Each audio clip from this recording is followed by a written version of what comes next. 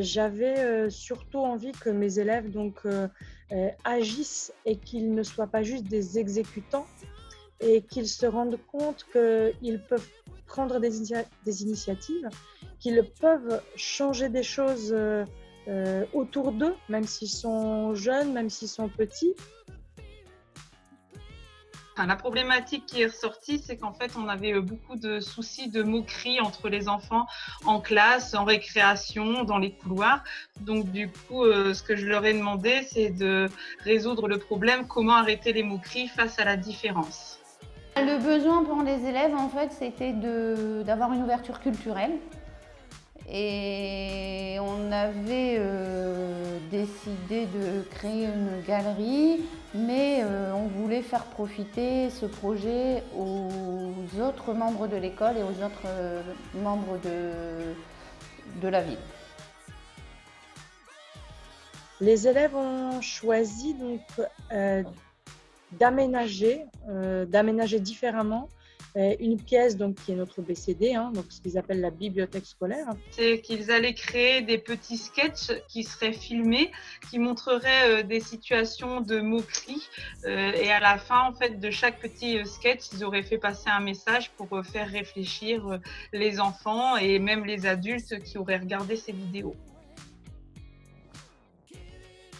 Ils s'attendaient à être considérés comme des grands. Alors ils étaient enthousiastes parce qu'ils avaient l'impression qu'ils faisaient un projet de grand qui ne ressemblait pas aux autres projets qu'on avait pu mener. Et du coup, ils étaient très motivés. Ils voyaient ça en fait comme une responsabilité, quelque chose dans lequel ils devaient agir et où ils avaient une réelle importance. Avec les kids, ils ont déjà dû prendre tous la parole. Enfin, c'était sur le volontariat, mais ils ont été beaucoup plus motivés pour présenter leur blason. Et la venue des parents également a permis à certains élèves qu'on ne pensait pas du tout qu'ils allaient oser prendre la parole devant une assemblée, prendre le micro. Et ils l'ont fait parce que les parents étaient là et ils ont été un peu motivés aussi par les autres enfants. Fédérateur, donc comme je disais, bien évidemment pour ma classe, vraiment d'une manière importante, mais il a été fédérateur aussi bien pour les enseignants que pour les parents. Il ne faut pas avoir peur de commencer un projet, de se lancer. J'ai bien retenu la phrase, elle m'a beaucoup plu de votre présentation, c'est qu'un échec, ce n'est pas un projet qui n'aurait pas abouti. L'échec, c'est plutôt un projet qui ne démarre pas.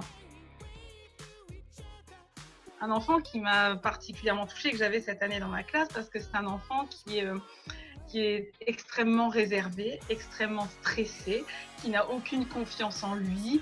Voilà, tout lui semblait compliqué en début d'année et ça dure depuis des années. Et pour la première fois, il m'a épaté, il m'a ému, mais surtout sa mère qui était présente.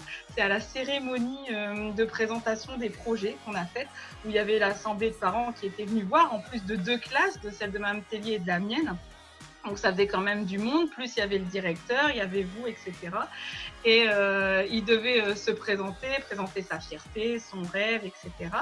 Et il a osé prendre le micro et le dire devant tout le monde.